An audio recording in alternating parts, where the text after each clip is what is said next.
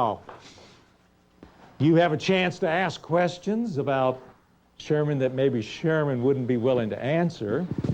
And hopefully I'll at least competent to make some comments about it. Ted? Yes. Right here on the right aisle. Did Sherman return to his hometown? Lancaster was his hometown, and other than going back to visit, he never lived there after the war, no. Where he initially moved with his family was St. Louis, because immediately after the war, he was named what is called commander of the Mississippi region, and that meant really St. Louis West. He was in charge of all the military operations, which is what led him into having to struggle with Indian policy and things like that. And he never, after that, when he became general of the Army, he had to live in D.C. a little bit, but he never liked that. When he finally retires, he goes and lives in New York with one of his daughters, and really loves New York, loves to go out at night. He's an enormously popular speaker, after-dinner speaker in the, the Veterans Reunion, so he just has more than he knows what to do with most of the time. General, we have a late... Ah, yes. What happened to General Sherman. General Sherman? Other son. Other son. She just wanted to know what happened to the other one. You said one of your children. Ah. General Sherman. She wants to know what happened to your other kid. Okay, Willie died during the war, as I said it, after Vicksburg. The other son was Charles. Actually, there are 4 daughters and 4 sons, okay? All 4 daughters survive, in fact, survived their father. 2 of his sons die. Both of them happened to die during the wartime, neither of them because of war per se. Willie's story I told you. Charles died literally at the age of 2 months, and it was a crushing blow to Sherman.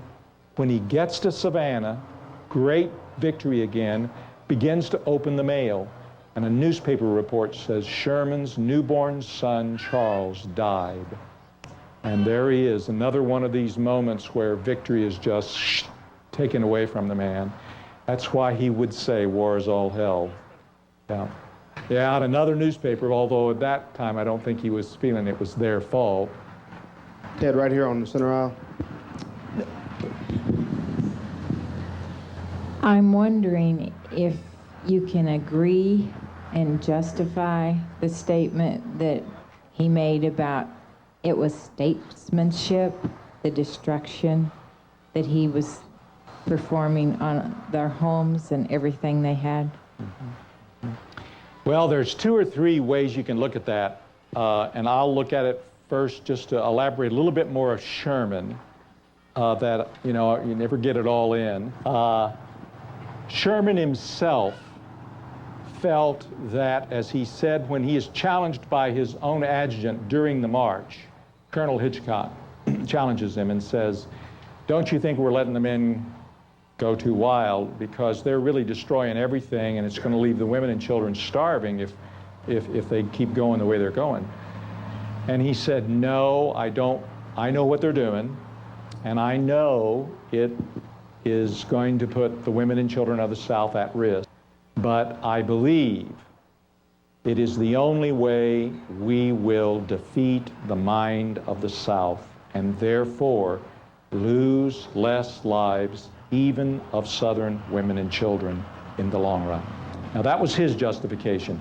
It's what we call in philosophy, the end justifies the means, right?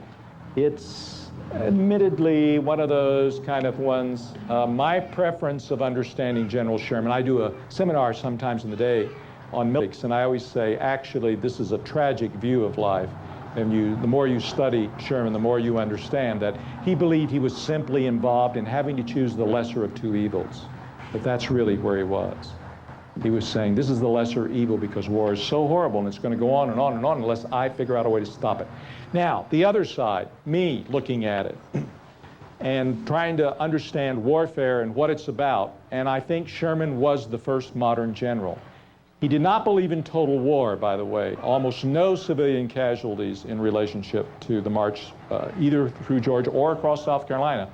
Only if civilians formed some kind of armed resistance did they ever get in trouble with Sherman's armies, and I told you the one story. That was the major one. But what he had learned was, as a modern general, that is, I say he's the first of the modern generals, is you don't just fight armies, you fight a whole society. And if you cannot